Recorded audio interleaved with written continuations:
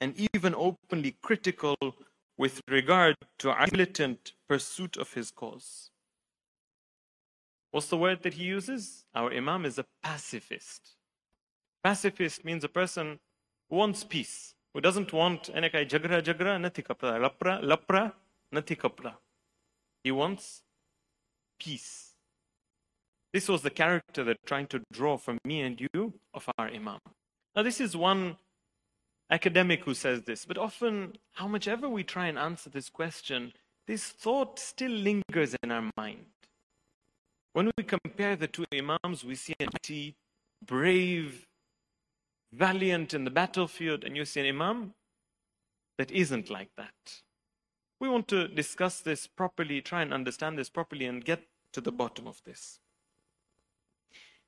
This understanding that's been presented, and by the way, you'll find this in different thinkers, whether they are Shia, who do not understand the ranks of the Imam properly, Sunni, or even non-Muslim like the one I quoted for you. This is the opinion they're presenting. Obviously, this is clearly against what we understand of our Imams. What we understand of our Imams, and this is a very important discussion, and this is something that we have to truly believe in and allow. I want to present the hypothesis, I want to present what we believe in, and then we'll discuss this to allow for this to sink in. What is this? That the Imams are divinely appointed individuals that are there to show us Allah's orders in practice. See, if Allah was to give us orders in the form of text, in the Quran, in the Ahadith, and leave it at that, it would be a set of principles and instructions that we would say that, look, these are practical instructions, so-called practical instructions, but they've never been practiced. They've never actually manifested themselves in. It's all talk, right? Be truthful even if your life is at risk. Is that really possible? Be strong towards your values, towards your principles, even if your life is at risk. Is that really possible? Is this something that's really doable? Can a human being really achieve this? Or another example, you have two principles that in a certain case give two different outcomes. Which one should we follow? Should we save somebody's life or should we be truthful? Should we save the community? Moving towards our topic. Should we save the community or should I stand up against the tyrant? These are both principles in Islam. Islam wants us to save the community, wants us to protect the believers. It also wants us to stand up against the tyrant. Now, which do we prefer over which? In instances that we face in life, which is the principle that governs the other principle? If it was just for texts, we wouldn't see this in practice. The Imams are there to show us that this religion that's come in the form of texts in guidance is something that in this world can be practiced and is the most complete manner of living on this earth. That's the way we look at the Imams. That's why our question, you see a person who sees what Imam Hasan alayhi salam did and Imam Husain alayhi salam did, the first question they may have is that what kind of a person was this Imam or this person like? What kind of a person was that person like? They go into the personality traits.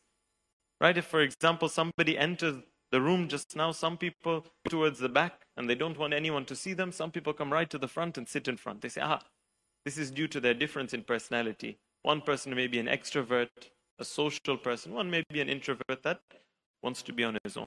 This is how they want to analyze the lives of our Imams. That the second holy Imam is a pacifist, the words I read for you. A person who wants no violence, no confrontation, no fighting. They want to sit back and have peace with everybody. And the third Imam, na'udhu billah, both of them, this is wrong according to our view, is somebody who is a warrior, brave, and wants to face the enemy even if it's at the cost of his own life and the life of his companions and family members. But our Aqidah doesn't take this. Our Aqidah says the Imams are divinely appointed and their actions are the true manifestation of the best way a human being can live. So our question changes. What is our question then? Our question is no longer what personality did the second Imam have and what personality did the third Imam have. Our question should be, what were, it would be nice if you suggested it as well. What is the question that we have? What were, I heard somebody whisper the word, what were the circumstances? What were the circumstances that our second Imam took this step, and what were the circumstances that our third Imam took this step? And so we want to discuss this in some level of detail. To discuss this, the first question that we should try and answer, which is a very important question, a question that is a part of our ideology, and it decides and is a defining factor in a lot of the decisions we make in our lives. A very relevant and pertinent question. Is Islam a religion of peace, or is Islam a religion of violence? If we understand this properly, we'll be able to apply it to the time of our second Imam and third Imam and see if what they did was based on the circumstances and Allah's orders, or was it based on, as some people have proposed, their personality and their likes and dislikes. So the first group of people, they come and say that Islam is a religion that advocates for peace. Only and only peace. We are 100% non-violent, non-confrontational, against any use of arms, against any use of force. Anything that happens, we sit back and we bear it, we tolerate it. Why? Because our method of fighting is peace. This is one ideology. This is called a pacifist. A pacifist has this form of ideology. And sometimes they also use certain verses of the Quran to establish this ideology. They say, Lakum dinukum waliya din. Jetane karu e tupote kar, je mane karu hoy, hu karis. You do what you want, I'll do what I want. To each their own. Let them do what they want, we'll do what we want. Nobody touches each other. If they want to come and attack us, we will convince them. We will have non-violent demonstrations to show them that what you're doing is wrong. We are a religion. This is a claim. I'm not claiming this myself. There's one ideology that says pacifism. We sit and we watch. We don't have anything to do back. By the way, keep in mind that this thinker attributed this to who? Our second Imam. He said he was a pacifist. This is what he means. That Muawiyah would threaten. Our Imam would say, look, Muawiyah, I'm not going to harm you. I'm not going to touch you. But please listen. They tried to convince the people. Interestingly, this ideology, if you want to trace it in history, this is very interesting, especially where we are. You'll find that this was one of the key ways that the colonialists were able to take over big chunks of the world. They came in and they convinced, I'm quoting, these are their words. Please don't take any offense to these words. By the way, this applies to Africa and India. So all of us together, we are in this story somehow or the other. We were colonized, whether you were in Africa or whether you were in India. Colonizers, they colonized us. They say these words. Let me tell you some of these words. We have come to your countries to educate the tribal, chaotic, and backwards people. We want to end savage practices. They came with these banners. And guess what? Because we saw education the way they were presenting it. Of course, I'm not talking about me and you. Colonization didn't happen in our day and age. I'm talking about our forefathers, our grandfathers. And some of them obviously fought in their own respect. I'm talking about the general group. When they came with this claim that, look, you people are backwards, you people are uneducated, you people are chaotic, you don't know how to run a society. We are educated. We have the better skin tone. We will teach you how to run your society. Point number one, they told us is stop violence. All of these killings and all those that you have, these are violent. You guys have to put aside violence and become people that are pacifists. What did this do? This caused the people that were colonized at that time to reach a state where they accepted this, and it allowed these colonizers to colonize continents, let alone countries. Why? It's very easy, right? If you have an enemy in front of you, if you convince them that, look, put down your weapon, put down your resistance, stop resisting. Now, for you to take on that enemy, for you to defeat that enemy, it becomes very easy now. There's no resistance from their side. And this is exactly the flaw of this ideology. And you see, till now, there are traces of this very ideology in our communities, where we don't want to fight. We don't want jagra nati kapta. We don't want to get involved in any confrontation. We say we are peace-loving people. By the way, these same colonizers, they used verses of the Bibles to prove this ideology. We've all heard this verse of the Bible. It's in Matthew, where they say that if somebody slaps one cheek of yours, what should you do? Should you slap him back? Should you push him back? You turn and give him the other cheek. Subhanallah. Such a beautiful message. It's not a beautiful message. What part of this message is beautiful? This is only beautiful for somebody who wants to colonize us. Why am I speaking about colonization? Colonization hasn't passed. Today, they want the countries in the world to all disarm, to drop their arms. You see, what did they tell Hezbollah after the ceasefire? Hezbollah must drop arms. What did they tell Hashd al-Sha'bi in Iraq? Must drop arms. What does it tell Iran? Iran, they can't say drop arms. It's difficult. So they tell them, you need to reduce your missile program, your nuclear program. They want us to reduce our arms. They want to basically disarm us. And on that side, you find the biggest military spenders in the world are those same countries that are telling us to be pacifists. Wow. How does that work? You want us, but you can have all the arms in the world? You understand that this is an ideology they're trying to put on us. Pacifism is a very, very dangerous ideology. In our communities, if we find ourselves to be pacifists, we need to rethink things. Keep in mind, we're talking about our second and our third Imam. This person, this academic, calls our Imam a pacifist. Na'udhu billah, can you agree with this claim? Can you agree with this attribution that our Imam was a pacifist? Of course not. And of course, if anyone has any doubt about Islam's view on this topic, they should note that Islam is very clear that this is not our religion, this is not our school of thought. Surah Anfal, verse number 60, this is one of the verses that, very powerful verse. These people will try and hide this verse from the Quran. Maybe we haven't even heard this verse properly. Anfal 60. أعوذ بالله من الشيطان الرجيم وأعدوا لهم ما استطعتم من قوة. Allah says, prepare, make provisions for the enemy of Allah, how much ever you can, in terms of strength. Allah, does this mean swords? If it's a time of swords, strength is swords. Does this mean missiles? If it's a time of missiles, missiles is strength. Min quwwah. Why Allah?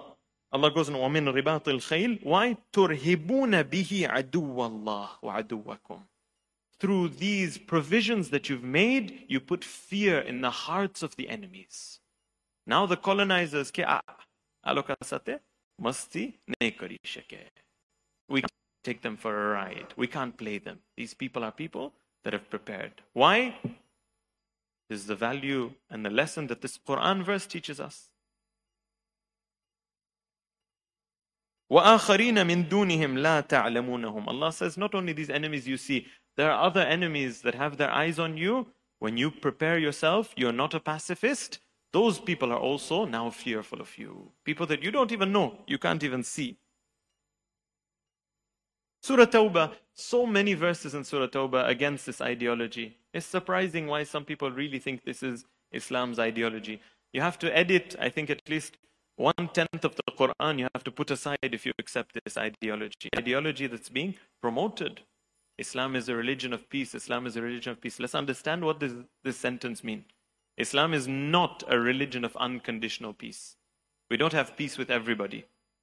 We have peace, and we'll come to the conclusion. We have peace with those who want to have peace with us, not those who are coming to colonize us. Surah Tawbah, verse number 123. A'udhu billahi minash shaitanir rajim. Ya ayyuhal ladhina amanu, O people who believe, قاتلوا الذين يلونكم من الكفار. O people who believe, go to war, wage war with those people that are around you from the kuffar, from the people who are disbelievers. وَلْيَجِدُوا فِيكُمْ غِلْظَةً. These verses are not recited for us. They should see a sense of being tough and severe from you. Why? وَعْلَمُوا and know أَنَّ اللَّهَ مَعَ الْمُتَّقِينَ. Know that Allah is with those who are pious. Allah, piety was in the mosque, piety was fasting, piety in the battlefield. Islam is not a pacifist religion. Piety encompasses the whole of our lives.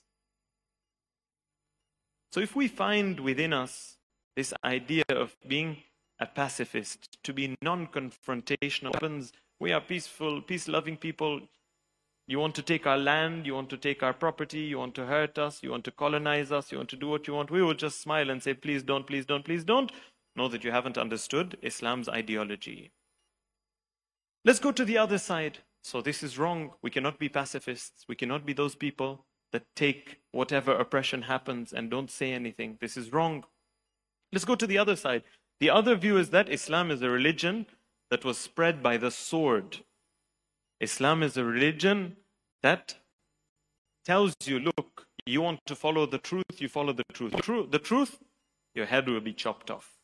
We will attack and take down anybody that goes against us. Anybody that says anything that we don't like, we will kill them. We will take them down, destroy their cities, destroy their towns, destroy their property, destroy everything that they have. Interestingly, this ideology, of course, is wrong. Interestingly, this same ideology, who was it used by? The colonizers, they used pacifism to keep us quiet. The same people have said in history that they created militia and militant groups like ISIS, like Taliban, like Al-Qaeda, that did this, right? That spread an amazing amount, a crazy amount of violence in the land. They said themselves in their presidential debates when they fight with each other, they say, we made this ISIS ourselves, we made Al-Qaeda ourselves. So this is also an ideology that they produced. What's the benefit of this ideology? Pacifism was supposed to keep everybody quiet, right?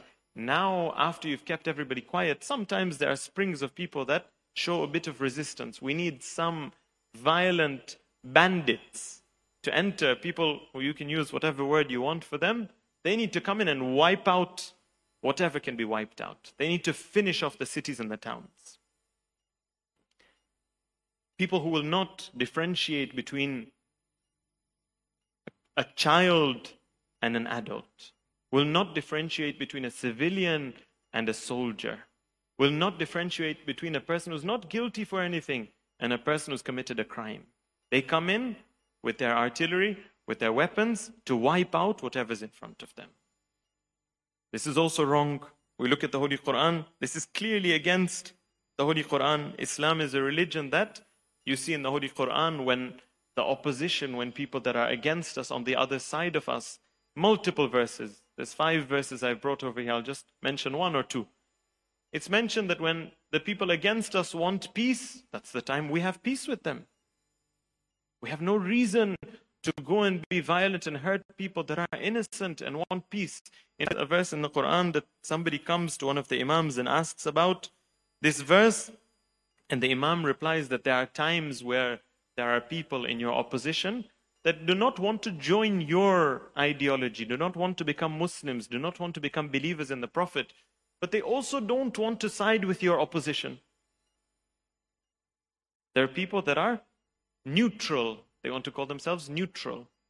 The Holy Quran and the Ahadith tell us that as long as these people don't side with your opposition, your enemy, leave them alone. Islam is a religion of peace, yes. But with who? With those people that want to have peace with us, we have peace with them. It seems quite obvious, right? That people who don't want to have peace with us, we don't have peace with them. How can we allow them to do what they want and we just sit back and say, turn the other cheek to them? Doesn't make sense. But this is the ideology they fed to us for so many years that we start believing this ideology. Look at this verse. It's very beautiful because of a concept at the end of the verse. You can guess the concept at the end of the verse because I spoke about the concept a few minutes ago. Surah Tawbah, verse number 4. أعوذ بالله من الشيطان الرجيم إلا الذين عاهدتم من المشركين ثم لم ينقصوكم شيئا. The exception of those who we wage war with are those people that you've signed a treaty with. And these people do not cross or transgress this peace treaty. وَلَمْ يُظَاهِرُوا عَلَيْكُمْ أَحَدًا. And these people do not put anybody against you. فَأَتِمُّوا إِلَيْهِمْ عَهْدَهُمْ. Complete this peace treaty, peace treaty. If they uphold it, we'll also uphold it. إِلَى مُدَّتِهِمْ إِنَّ اللَّهَ يُحِبُّ الْمُتَّقِينَ. Subhanallah, this is the beauty of our religion.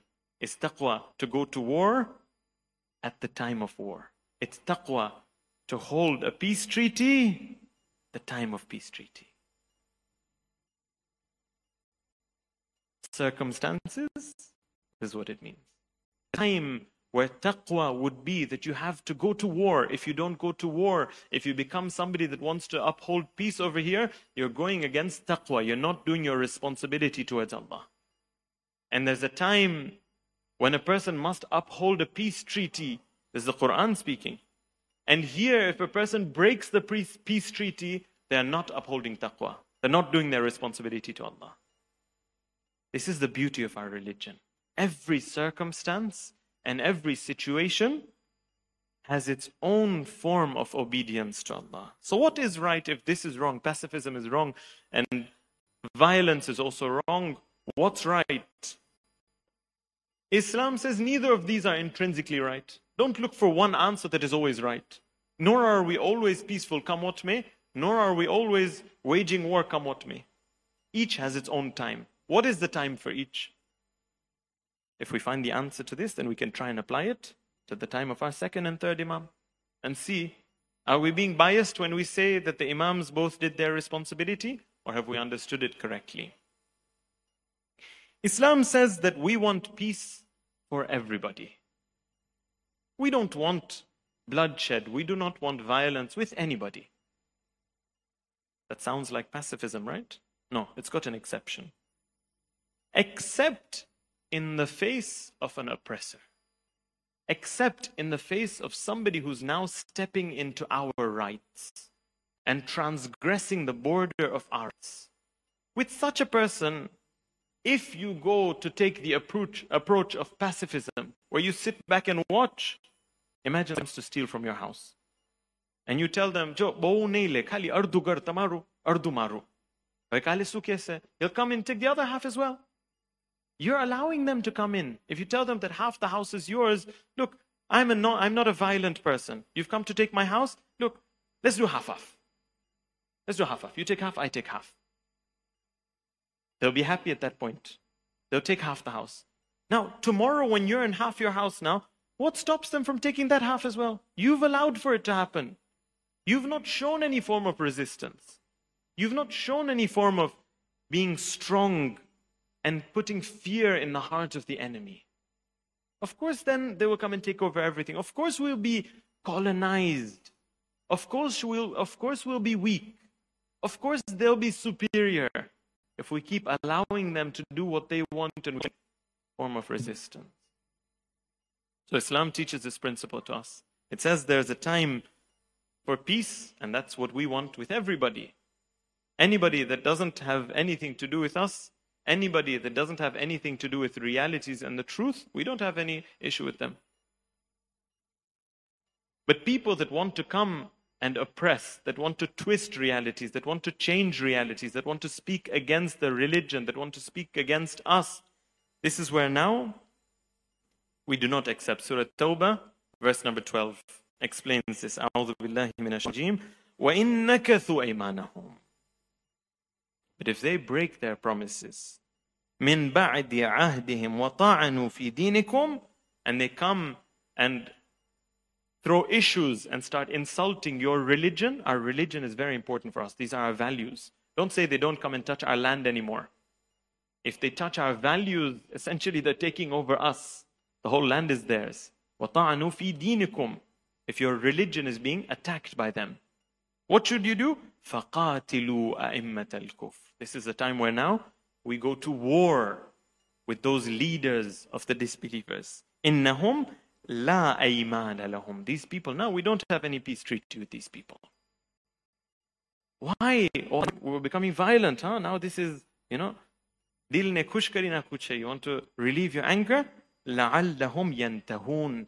This is so that they stop attacking. Look at the beauty of our religion. Look at the beauty of these ideologies, and look at the middle path that Islam proposes. Surah Nisa, verse number 90.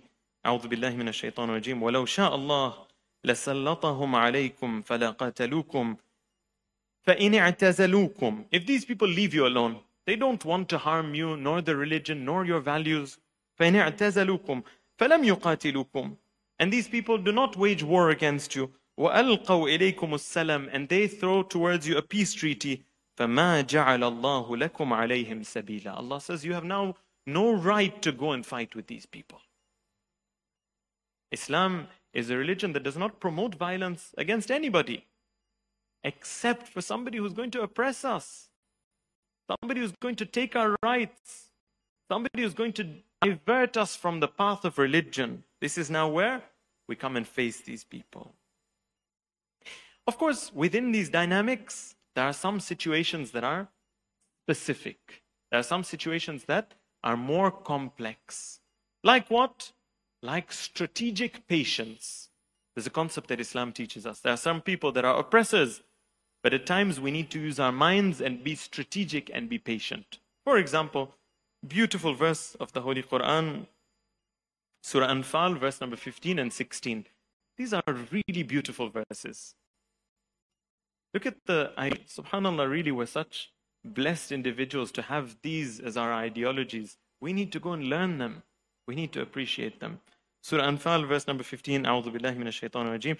يا أيها الذين آمنوا. All those who believe, me and you. إذا لقيتم الذين كفروا زحفا فلا تولوهم الأدبار.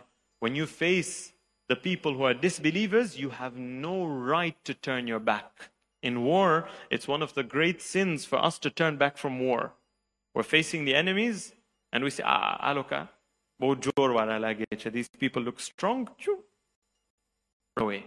Allah says you have no right to do that. We stand by our principles. But then the next verse says, but there's two situations where you can turn back. You can turn back from war against the enemies of Allah.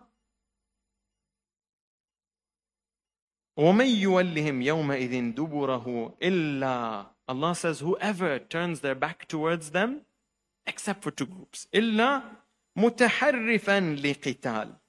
Somebody who's using a strategy and a tactic in war. For example, in front of you is the enemy. If you go and face them, pay attention to this point because we're going to use this to understand. If you go and face them head on, it's not a good strategy. It's better you take another route and you come and attack them from the side. مُتَحَرِّفًا فِي قِتَالٍ. You have a skill in waging war. We don't wage war like people who don't think in war. We use our brains. We have strategy.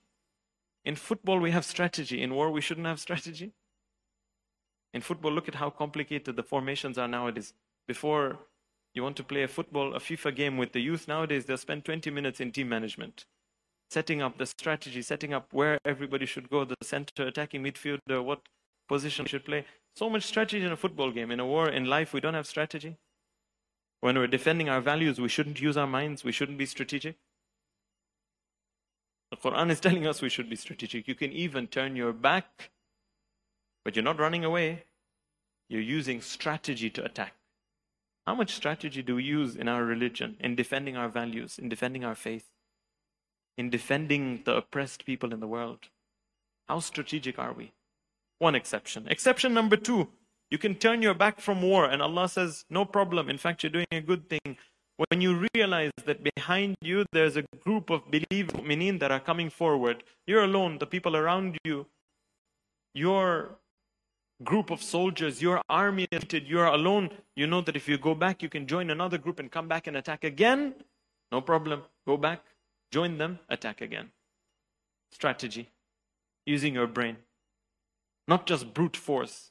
Not just akal wagarna, vicharo, that you just go and attack the enemy however you want. Use your brain. Use strategy. This is called strategic warfare. The same way we have strategic patience. The first example is not Imam Hasan alayhi salam. We have strategic patience right from the time of the Prophet, and it showed itself very, very evidently in the time of our first Imam.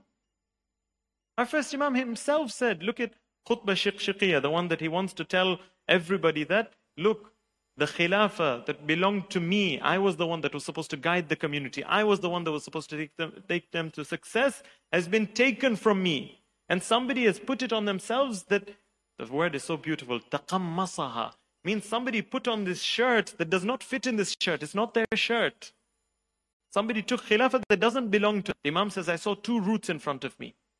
Should I stand up and fight?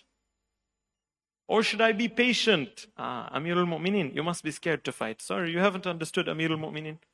When was Amirul Mu'mineen scared to fight?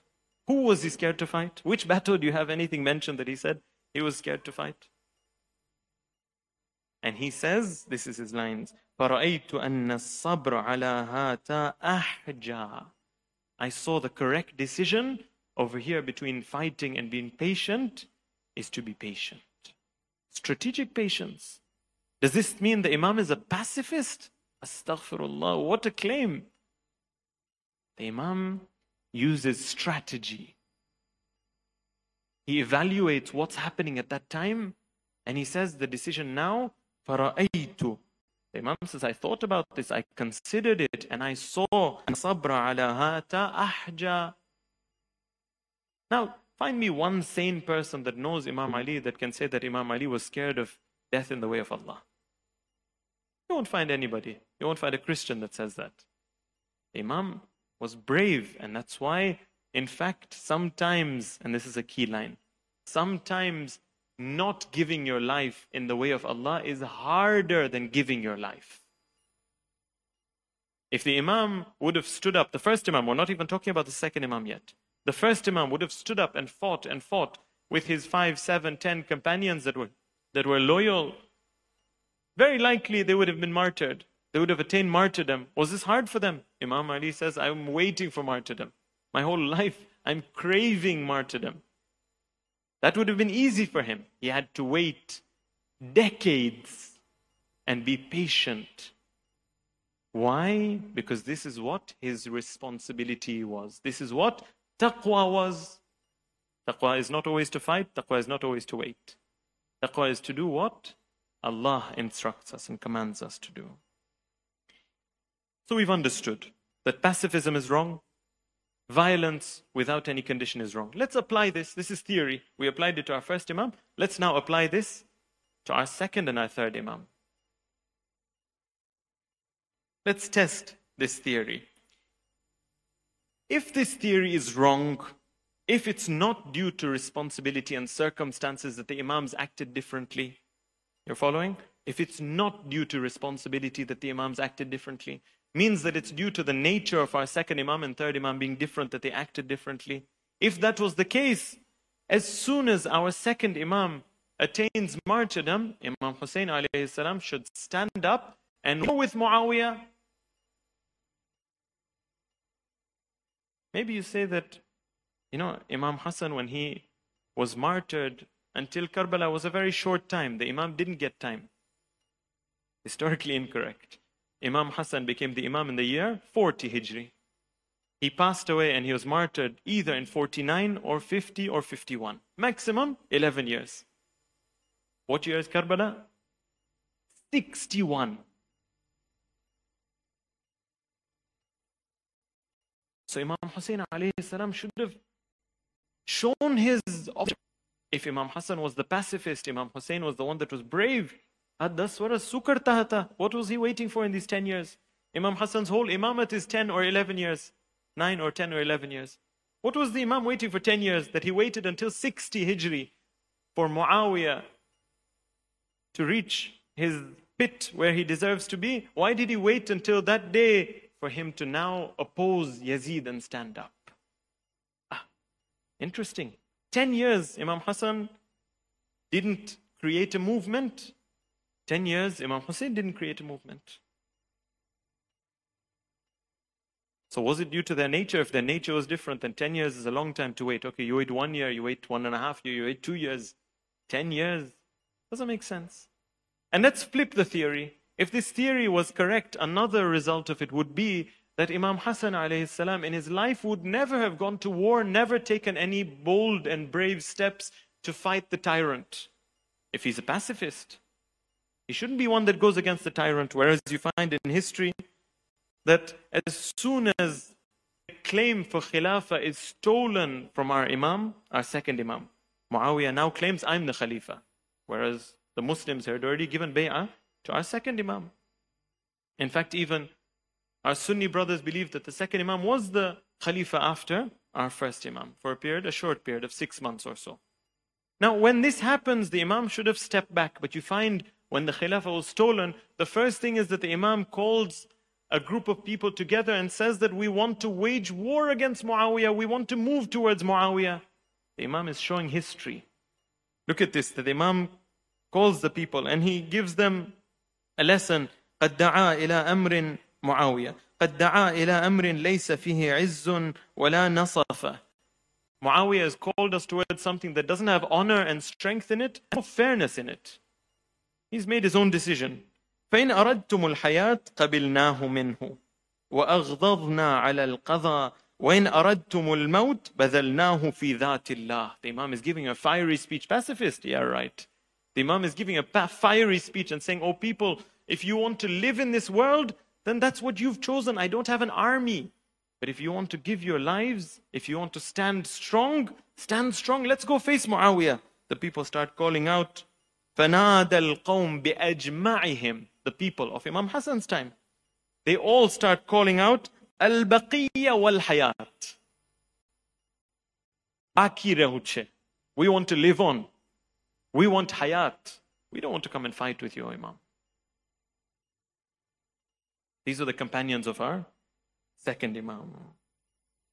And you find the flip in the companions of our third Imam. The third Imam's companions. The second Imam is telling the companions, let's go for war. Join me. They say, we don't want to come. The third Imam, he tells his companions, leave. I don't want you to be in the war tomorrow. To test them, they all say, oh Imam, where do we go to if we leave you? So the two key factors that caused, as a conclusion for everything, that caused the difference in this circumstances. Number one, Muawiyah was a tyrant that showed a good face, that had the respect of the Muslims apparently. Fighting against him would have had repercussions for the Muslims. It would not have been seen as a victory of truth and righthood over batil. It would be seen as a political conflict between two people. One. And at the time of Yazid, this is very clear. Yazid said the Holy Prophet was a liar. Yazid says it in his poems, that there was no wahi that ever came down. That's why the people understood that Yazid was a clear tyrant and Imam Husain stood against him. The second reason is, look at the companions of our second Imam, that everybody took the opportunity, except for a very small few number, took the opportunity to deceive and go against the Imam. Look at the companions of the third Imam that were with whatever came in front of them. These were two reasons that caused the difference in action. Islam is a religion that has instructions for us throughout our lives. In all the different instances, we need to understand these instructions. We need to develop and increase and enhance our Islamic knowledge. I'll just point out very quickly that we have amongst us, in the brothers and sisters, guests that have attended one of the courses that's for the same purpose, to increase our Islamic ideology, our understanding, the pre-university course. They're seated amongst us, the brothers and the sisters. is an initiative that's there to train our youth, to give them this depth in ideology, so that tomorrow, if they're faced with this question, they have some answer, they have some basis to refer back to. We all require this. In our lives, we need basis and grounding to refer back to, and that is Islamic ideology. Let's take our hearts to Medina.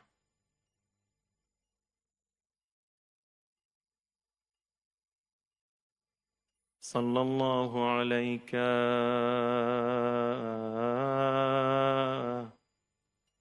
ya Hasan ibn Ali al-Mujtaba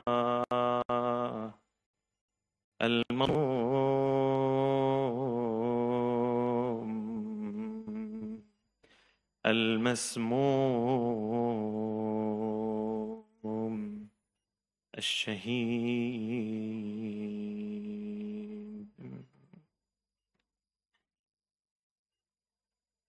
Our second Imam didn't have loyal companions around him. But this wasn't only on the battlefield. The disloyalty to the Imam reached the house of the Imam himself. It's mentioned that Muawiyah paid the wife of Imam a large amount, promised her marriage with Yazid in order to poison the Imam. Oh believers, look at this sentence. The Imam says, لَقَدْ سُقِيتُ السَّمَّ مِرَارًا. I've been fed poison multiple times. This isn't the first time they tried to martyr the Imam. مَا سُقِيتُ مِثْلَ هَذِهِ الْمَرَّةِ. But nothing reaches how I've been poisoned this time. لَقَدْ قَطَعَتْ. Do you have the strength to listen to this? لَقَدْ قَطَعَتْ قِطْعَةً كَبِدِي. My liver has been cut up into pieces.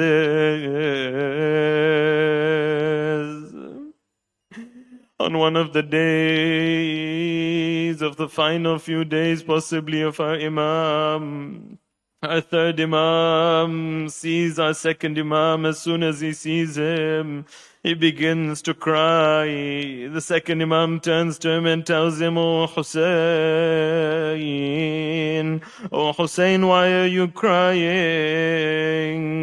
He turns to him and he tells him, "Oh my brother Hasan, abki lima yusna'uka." Oh Imam, how can I see what they're doing to you and not cry?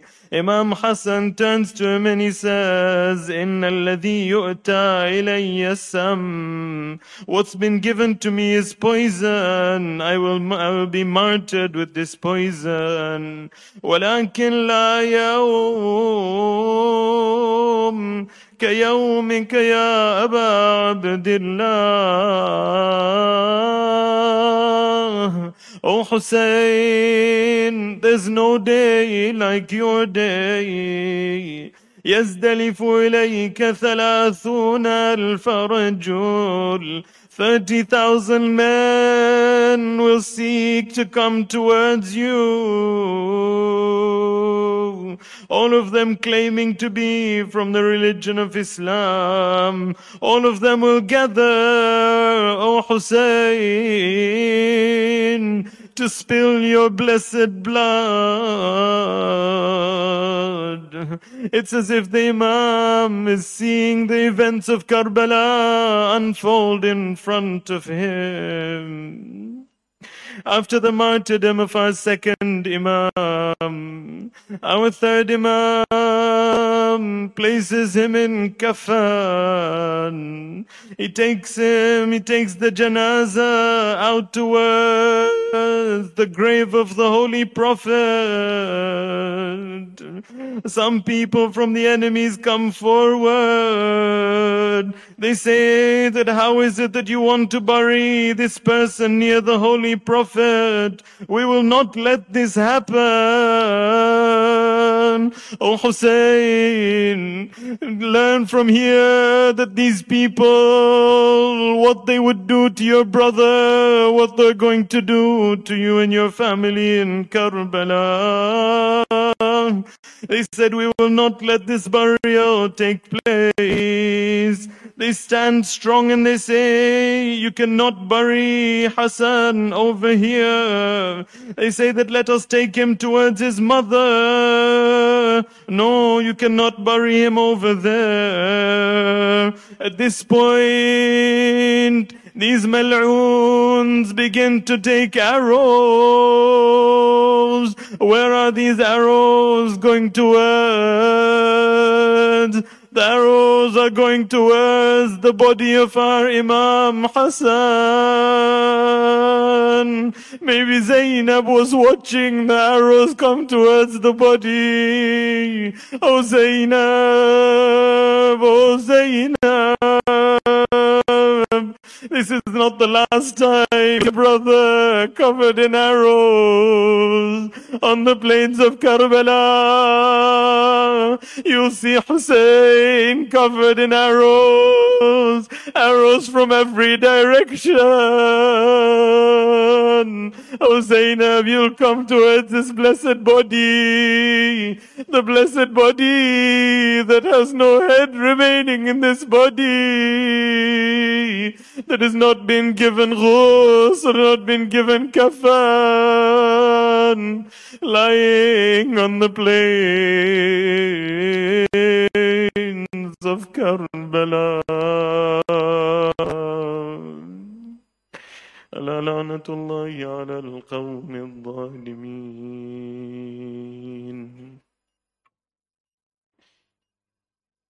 الفاتحة.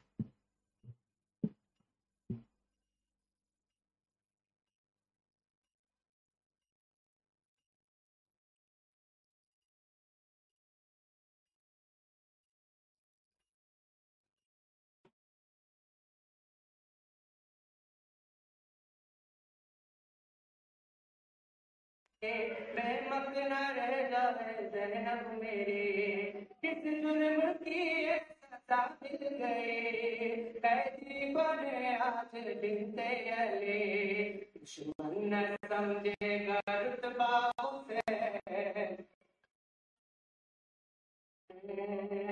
ना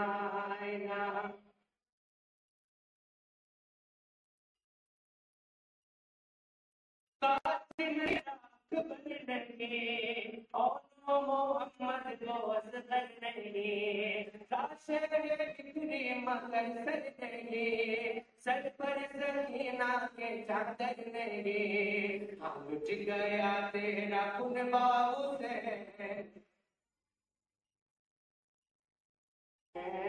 ना